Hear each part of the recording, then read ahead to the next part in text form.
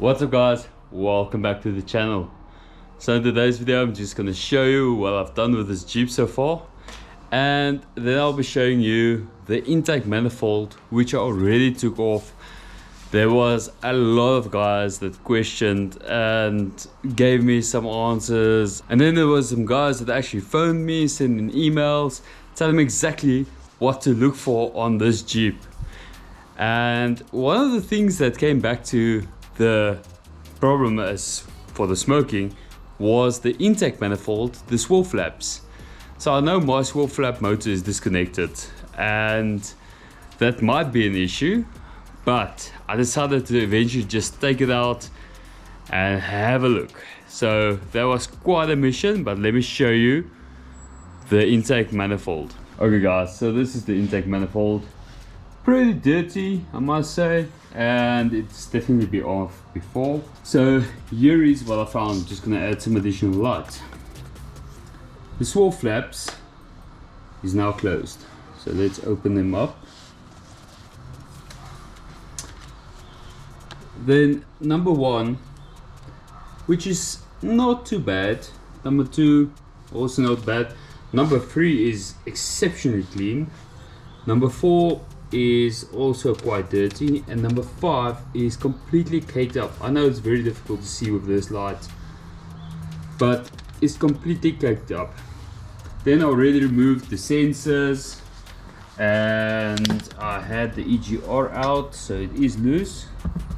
This thing wants to fall, so it's pretty dirty as well, but still in working condition, but we're not going to use it as we did delete it. Then we have where the EGR blows into the intake manifold. It's just like a little adapter, so it just plugs in on the inside, and there you can also see pretty caked up, and it smells horrible. There you can see some oil. So yes, this is going in there to soak overnight. So I'm gonna leave this overnight to soak in that tub of mine, cooler box, whatever you want to call it. And then tomorrow or the next day we'll start cleaning it. So I'll catch you guys tomorrow. And good morning to you. So this stuff has been soaked in here for maybe 15-16 hours now, and I haven't taken it out, but it's been bubbling quite a lot. So this concoction looks good. I've already got my white gloves on. Let's take it out and see what it looks like. There's a lot of dark gunk laying around here, so I don't know what it's going to look like when I take it out. It's probably not going to look too good. I must say this looks a tiny bit better. So I'm going to take this now back, and then we're going to high pressure wash it and hopefully get most of the sludge out of it.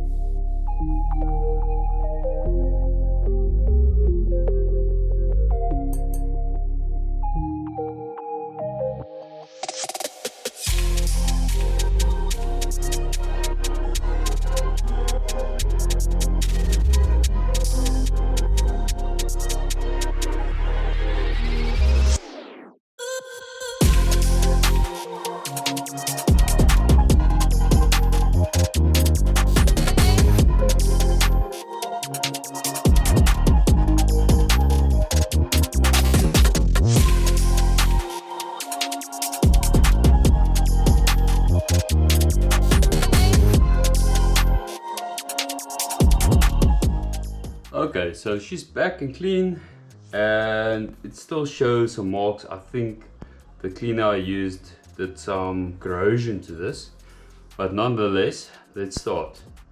So you're going to use a T10 screw bit, and you're going to undo all these little flaps.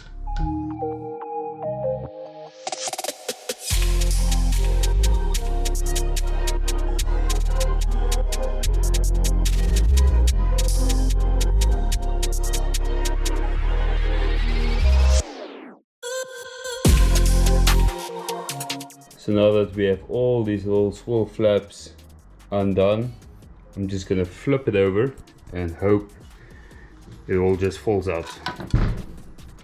Okay guys, so the plan is to tap all these holes to M12 and then using a M12 bolt just to basically blank it off.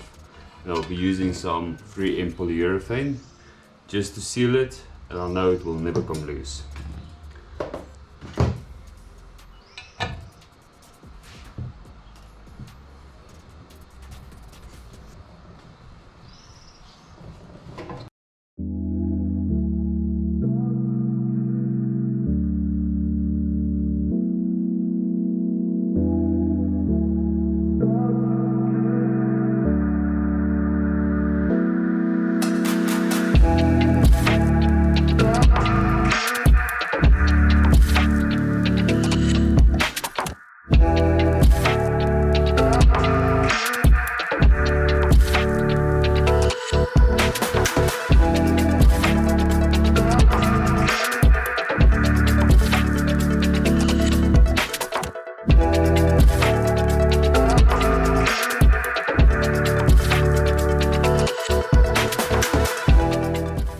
So I found a piece of these gussets that's on here that's actually broken off.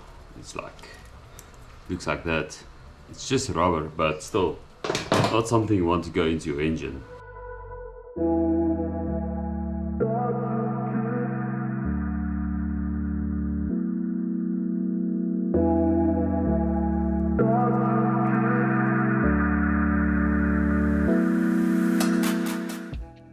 So that's pretty much that for this video guys. So if you want to do this intake swing arm delete, you know how to do it now. I'll link all the tools I used.